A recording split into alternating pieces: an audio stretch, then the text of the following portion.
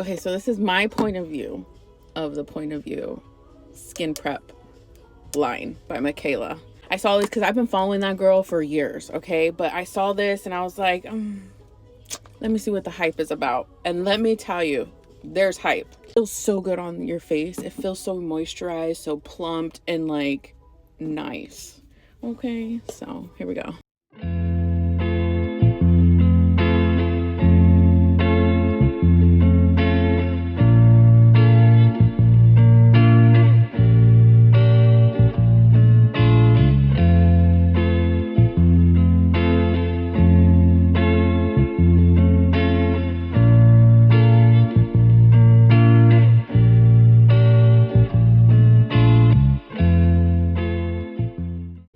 Okay, so now it's glaze it because this is primer. This is the last one. Well, one of the last ones you want to use.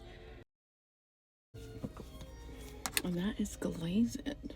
Look at that glaze. Like a jelly donut.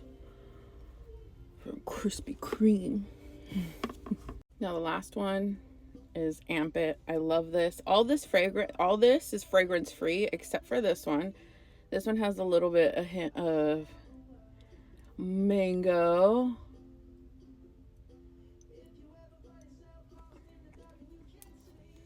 And I'll be honest, sometimes I just wear it like this with no no makeup on top because like my skin has never looked so good. Yeah, I really like that. So now I'm just gonna put on the rest of my face. Today we are going to Temecula.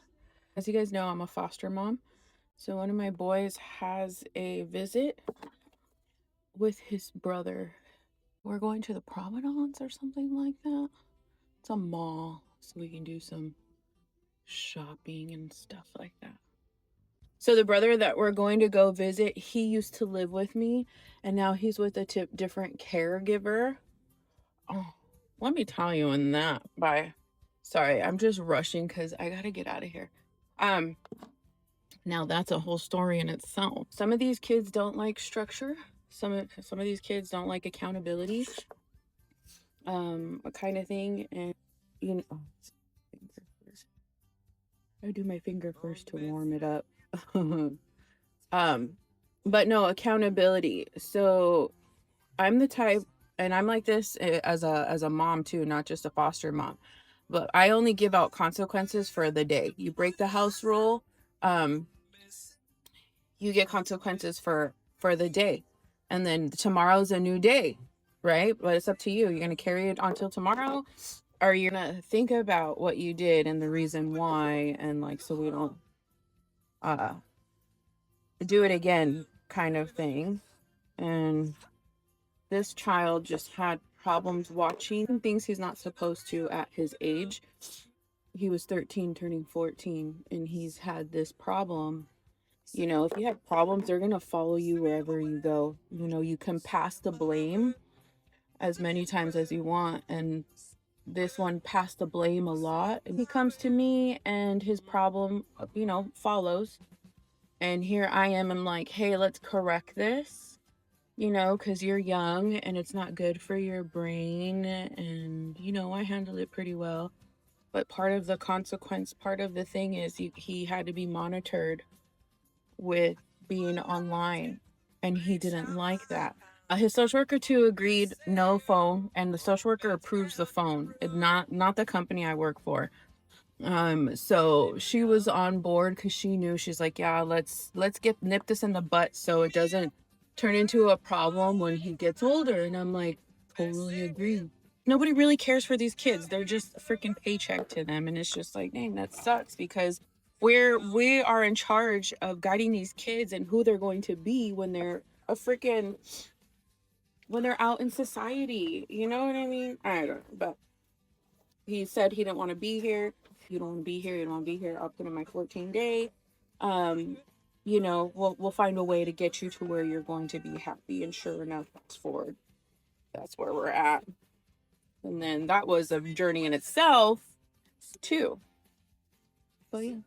So we're gonna go see him. When I told him no hard feelings, I understand. You know, but you wanna know something crazy that these kids, oh my God, what it's so crazy. So this is how addicting having Wi-Fi is. All the kids, they will not report a foster parent if they're mistreating them, if they're keeping them from food, if they're keeping them punished in their room. Like, they do not report the foster parents for none of that stuff that need to be reported. But sure enough, they get consequences, and your consequence is no Wi-Fi. All hell breaks loose. They make up stories, they all this stuff. Like, they go freaking crazy. I mean, crazy. And I'm like, what the hell? It's just for one day. One day, and they all know. But yeah, these foster kids, they don't report when they're being mistreated, but they will report if they don't have no Wi-Fi. Make it make sense. I'm trying to hurry because I got to get on the road. It's like an hour drive, an hour and some minutes. It's all right because we have like all day. It's a 2-hour visit. Yeah, so that's why his brother's no longer with me. Oh, look at this point of view, how the makeup goes on. Okay. Because right away, when the agency knows one kid is on the way out, they already have another kid for you, and then I get another kid straight from juvie, straight from juvenile hall, and let me tell you, that was an experience in its own. So straight from juvenile hall, okay, already, let me tell you. He went AWOL the first time that he was with me. We were at the mall, so he's like, F this, I'm gonna go walk around and do what I want to do, which is fine. You just gotta give me a heads up and not just disappear, you know? So right off the bat, that freaking started to happen. I'm like, great.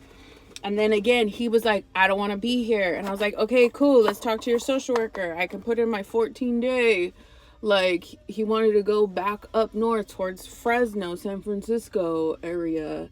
And I was like, okay, because he wanted to be with his girlfriend. So I was like, okay, cool. Let me get you where you want to go because you ain't about to start problems here. Oh, this spray is really good. But,